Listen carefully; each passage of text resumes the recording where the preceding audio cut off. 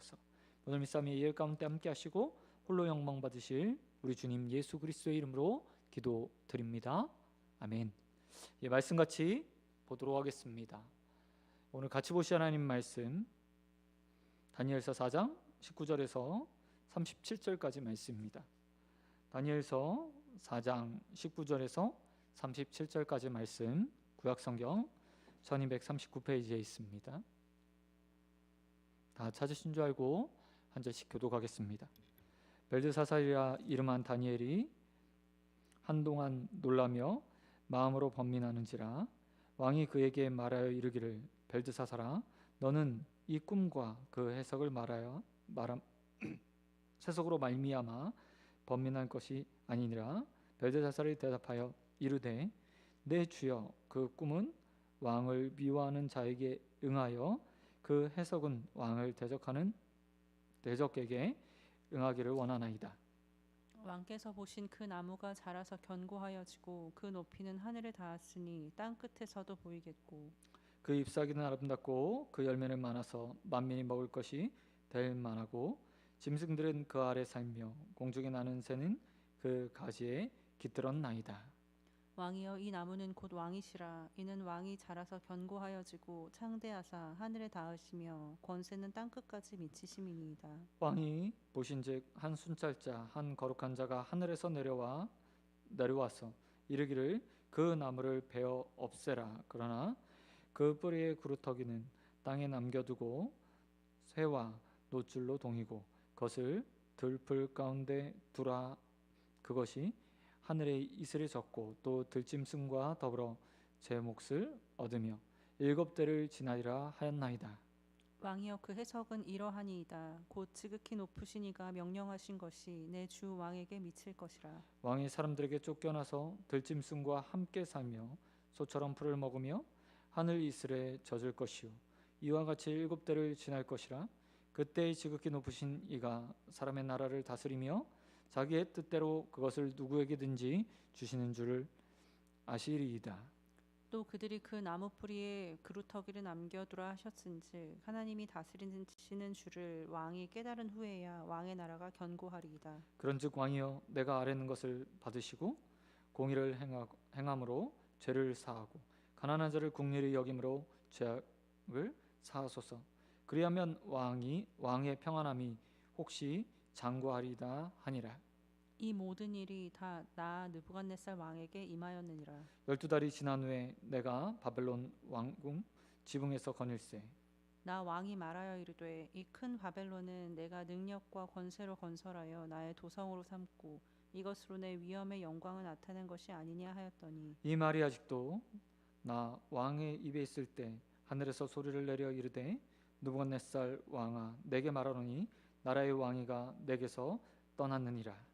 내가 사람에게서 쫓겨나서 들짐승과 함께 살면서 소처럼 풀을 먹을 것이요 이와 같이 7대를 지내서 지극히 높으신 이가 사람의 나라를 다스리시며 자기의 뜻대로 그것을 누구에게든지 주시는 줄을 알기까지 이르리라 하더라. 바로 그때 이 일이 나 느부갓네살에게 응함으로 내가 사람에게 쫓겨나서 소처럼 풀을 먹으며 몸이 하늘 이슬에 젖었고 머리털이 독수리 털과 같이 자라고 손톱은 새 발톱과 같이 되었더라. 그 기한이 참에 나 느부갓네살이 하늘을 우러러 보았더니 내 총명이 다시 내게로 돌아온지라. 이에 내가 지극히 높으신 이에게 감사하며 영생하시는 이를 찬양하고 경배하였나니 그 권세는 영원한 권세요 그 나라는 대대에 이르리로다. 땅의 모든 사람들을 없는 것이 같이 여기시며 하늘의 군대에게든지 땅의 사람에게든지 그는 자기 뜻대로 행하시나니 그의 손을 읽겠습니다. 그러므로 지금 나 느부갓네살은 하늘의 왕을 찬양하며 찬송하며 경배하노니 그의 일이 다 진실하고 그의 행하심이 의로우심으로 교만하게 행하는 자는 그가 능히 낮추심이니라. 아멘. 아멘. 예, 오늘 말씀 가지고 교만한 마음을 버리고 라는 제목으로 말씀 같이 나누겠습니다. 오늘 본문은 크게 세 부분으로 나누어져 있습니다. 첫 번째는 다니엘의 꿈의 해석이고 두 번째 부분은 꿈의 실현, 그리고 마지막 세 번째는 느부갓네살 왕의 찬양으로 나누어져 있습니다. 먼저 본문 19절에서 27절까지에 보면 다니엘이 가장 먼저 꿈을 해석해 주는 것을 볼 수 있습니다. 그런데 그 첫 시작에 다니엘이 바로 해석해 준 것이 아니라 그가 번민하였다, 왕의 해석을 내놓기 전에 번민하였다라고 말하고 있습니다. 번민했다는 문장이 히브리어를 직역하면 다니엘이 소름이 돋았다라는 표현이 더 정확하다고 합니다.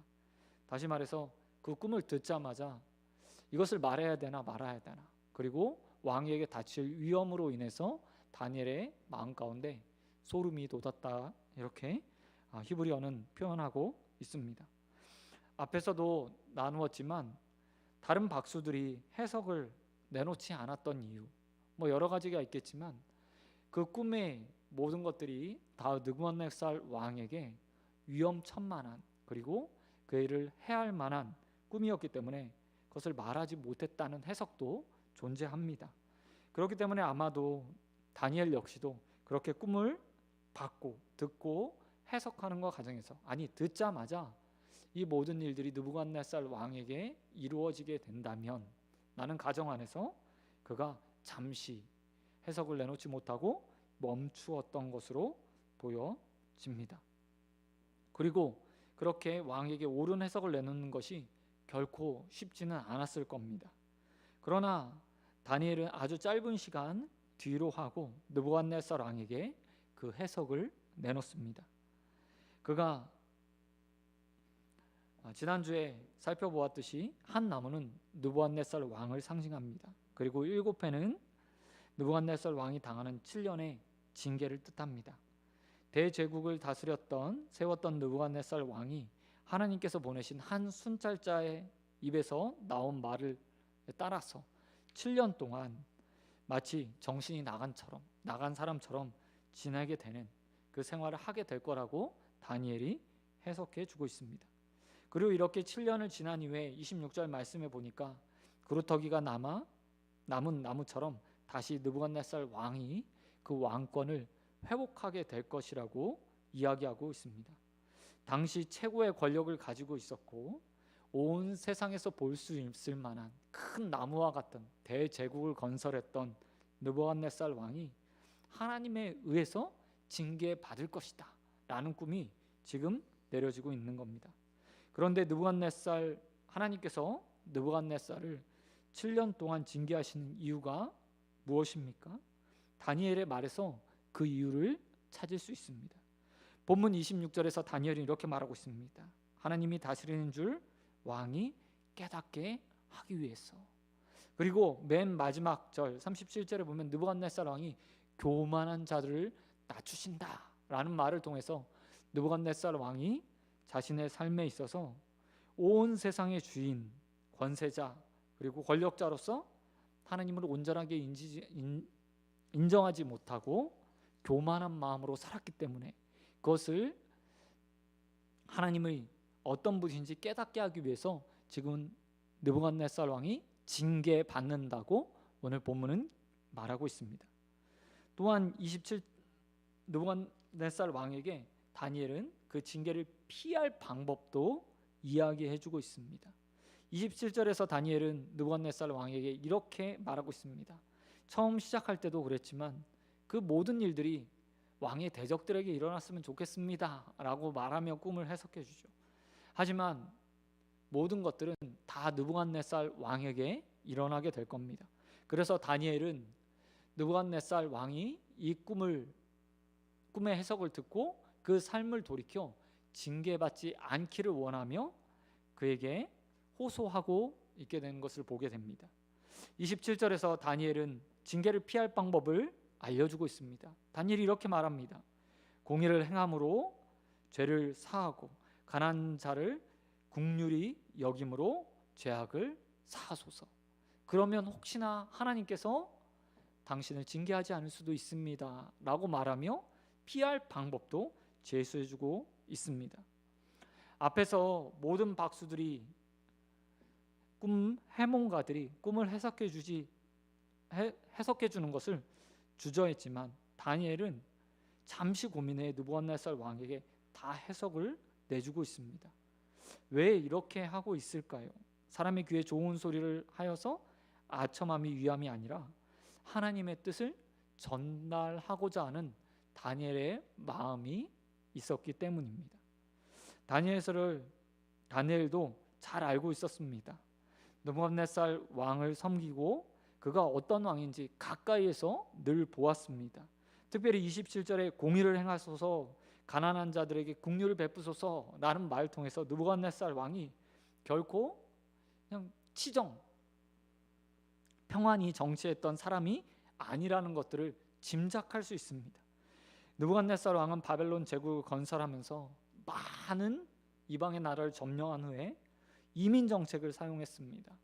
이 나라 저 나라 민족들이 그 민족성을 가지고 그 나라에서 다시 일어나지 못하도록 이주 정책을 많이 사용했던 왕이었습니다. 그리고 강한 힘과 폭력으로 많은 나라를 다스렸던 사람이었습니다. 하지만 다니엘은 그런 느부갓네살 왕을 잘 알고 있음에도 불구하고 그의 귀에 쓴소리 그리고 꿈의 해석들을 정확하게 알려주고 있고 어떻게 피해야 될지에 대해서도 이야기하고 있는 것을 보게 됩니다. 저는 이 모습에서 다니엘의 삶, 그냥 단순히 박수와 술객으로 이방에서 산 것이 아니라 그 가운데 하나님의 선지자적 사명들을 가지고 살았음을 오늘 발견하게 됩니다. 여러분, 우리가 알고 있는 이스라엘의 선지자들을 한번 보시기 바랍니다.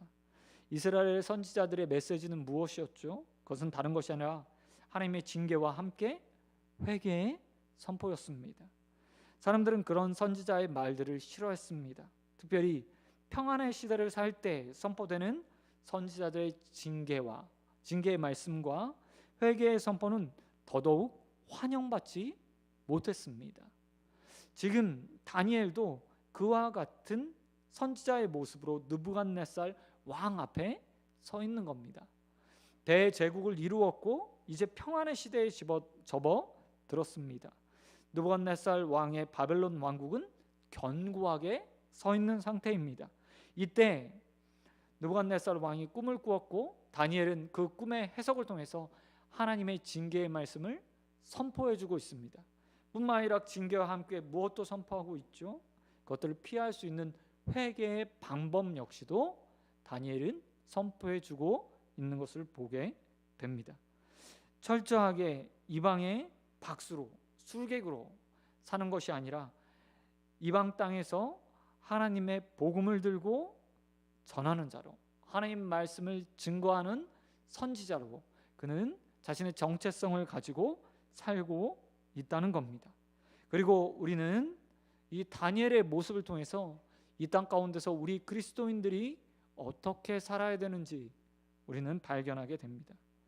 여러분, 이 세대를 사는 그리스도인들은 세상을 향해서 복음을 전하고 예수의 구원을 선포하고 회개를 선포하는 삶을 살아야 합니다.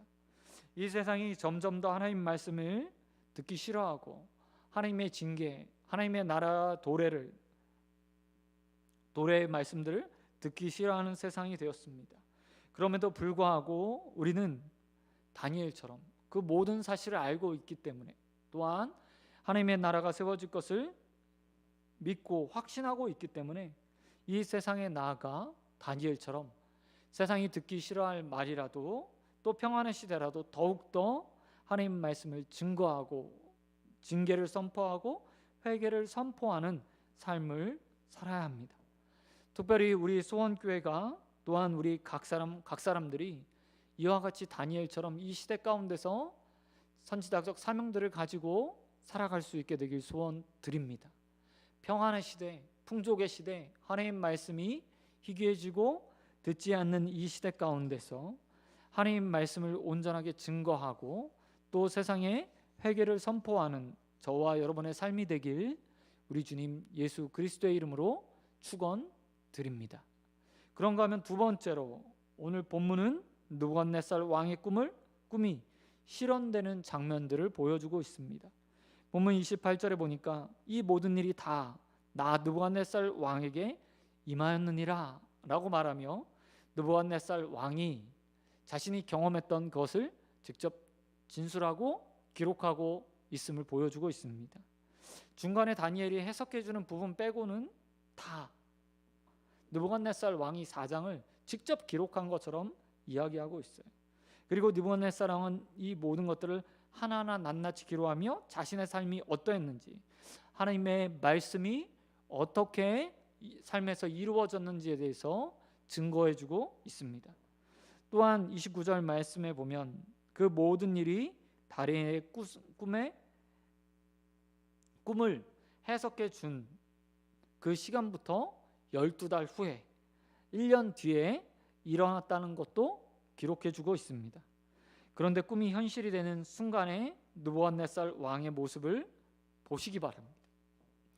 12달 전에 꾸었던 꿈, 다니엘을 통해서 모든 해석을 알았고, 다니엘이 그에게 어떻게 삶을 살아야 그 징계를 면할 수 있는지에 대해서 분명하게 알려줬습니다. 그리고 나서 12달이 흘렀어요. 그런데 29절 말씀에 보니까 느부갓네살 왕이 그 12달 동안 어떤 삶을 살았는지 짐작할 수 있는 내용이 등장하게 되는 것을 볼 수 있습니다. 29절에 보면 바벨론 왕궁의 지붕을 거닐 때 느부갓네살 왕이 바벨론 왕궁의 지붕을 걸었다고 이야기합니다. 아마도 이 왕궁이라는 것은 바벨론의 공중정원, 7대 불가사의에 들어가는 아주 유명한 공중정원에서 이 일이 일어난 것으로 보여집니다. 그리고 30절에 보니까 그곳에서 느부갓네살 왕이 어떻게 말하는지, 어떤 말을 했는지에 대해서도 기록하고 있습니다. 여기 보면 느부갓네살 왕이 스스로 이렇게 말합니다. 내가 능력과 권세로 건설하며 나의 도성으로 삼고 내 위엄의 영광을 낸 것이 아니냐라고 말하면서 자신의 업적 치정들을, 궁정을 거닐면서 하나하나 자신의 입으로 이렇게 표현하고 있는 장면이 등장하게 됩니다. 30절에는 무려 나라는 주어가요 4번이나 연속해서 사용됩니다. 그리고 3번은 능력과 권세를 나타낼 때, 그리고 자신이 건설한 성을 바라보면서, 그리고 자신이 취하고 있는 위엄과 영광을 나타내며 스스로 자신을 높이는 느부갓네살 왕이 보여지고 있는 거죠. 이것을 통해서 느부갓네살 왕의 교만이 어디까지 찼는지에 대해서 분명하게 보여주고 있는 겁니다. 그리고 이때 하나님의 예언이 성취되게 됩니다. 하늘로부터 느부갓네살 왕을 향해서 꿈이 아닌 하나님의 음성이 들려지게 되고, 그때부터 하나님의 말씀처럼 그에게서 권세가 모두 떠나가 버리고 그가 미친 사람처럼 살게 되었다는 겁니다. 참 놀라운 일이죠. 하나님의 징계가 정말 이루어진 겁니다. 하지만 하나님의 징계가 신봉했던 사람이었습니다. 뿐만 아니라 다니엘은 그의 은밀한 꿈을 맞추었던 그런 사람이었습니다. 그런 다니엘이 꿈의 해석을 다 내어줬어요. 그리고 피할 수 있는 길도 알려줬습니다. 하지만 지난 12달 동안, 1년 동안 느부갓네살 왕은 자신의 삶을 돌이키지 않았다는 겁니다. 이게요, 우리의 모습이고 또한 이 세상의 모습인 것 같습니다.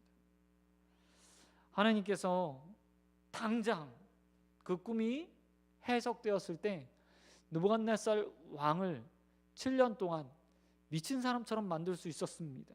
하지만 오늘 본문에 보니까 1년 12달이라는 완전한 시간을 그에게 허락해 주셨어요. 하지만 느부갓네살 왕은 그 하나님의 꿈을, 그리고 하나님께서 주시는 징계의 경고를 귀담아 듣지 않았습니다. 자신이 원하는 것만 보려고 했습니다. 그리고 그 가운데 회개치 않았다는 겁니다. 그리고 결국 그는 하나님의 징계를 받는 데까지 나아가게 되었습니다. 여러분, 우리의 삶에도 지금 하나님께서요, 하나님의 징계, 하나님의 나라가 임하는 것을 유보시켜 주셨습니다.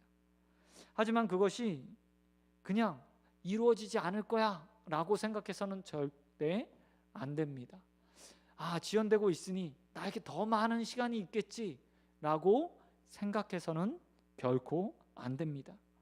여러분, 사랑하는 성도 여러분, 오늘의 징계의 유보는 완전한 용서가 아니라는 것을 기억하시기 바랍니다. 그것은 하나님의 오래 참의 사랑일 뿐입니다. 그리고 그 사랑의 인내가 끝에 다다르게 되면 결국 하나님께로부터 더 이상 기회를 얻을 수 없는 때가 옵니다. 그렇기 때문에 우리 성도들 역시도 이 땅에 살아가면서 회개를 선포하고 하나님의 징계를 선포하고 하나님 나라의 도래를 선포함과 동시에 내 삶은 과연 바르게 살고 있는가? 하나님 보시기에 합당한 삶을 살고 있는가? 하나님의 징계 가운데서 나는 그것들을 다 면하고 벗어날 수 있는 만한 삶을 살고 있는가? 돌아보고 또 돌이키는 삶을 살아야 합니다. 여러분, 우리에게 느부갓네살 왕처럼 12달이 주어졌는지, 아니면 그보다 더 많은 시간이 주어졌는지, 아니면 하나님의 징계가 임박했는지 우리는 알 수 없습니다. 그렇기 때문에 오늘 하나님의 회개가 선포되었을 때, 하나님의 말씀을 통해서 돌이킬 수 있는 기회가 우리에게 주어졌을 때 우리의 삶을 돌이켜 하나님 앞으로 나아가야 됩니다. 오늘 이 저녁이 그런 회개의 시간, 돌이키는 시간이 되어지길 우리 주님 예수 그리스도의 이름으로 축원드립니다. 그런가 하면 마지막으로 오늘 본문은 하나님을 찬양하는 느부갓네살 왕의 찬양으로 끝나게 됩니다. 징계가 선포되었습니다. 그리고 본문 34절에 보니까 그 기한이 참에 느부갓네살 왕이 징계에서 벗어나게 되었다고 말하고 있습니다. 다니엘이 말한 것처럼 7년의 기한이 다 찬 후에 하나님께서 말씀하신 그 7년이 다 끝난 후에 느부갓네살 왕이 다시 온전한 정신을 가지고 왕궁으로 돌아와 자신의 나라를 다스릴 수 있게 되었습니다. 이때 느부갓네살 왕은 34절부터 37절까지 하나님을 향해서 찬양을 합니다. 그 중에서 특별히 37절에 보니까 하나님을 하늘의 왕이라고 표현하는 장면이 나옵니다. 하나님의 주인 되심, 하나님의 주권자 되심, 하나님이 세상의 주인 되심을 온전하게 표현하는 단어입니다.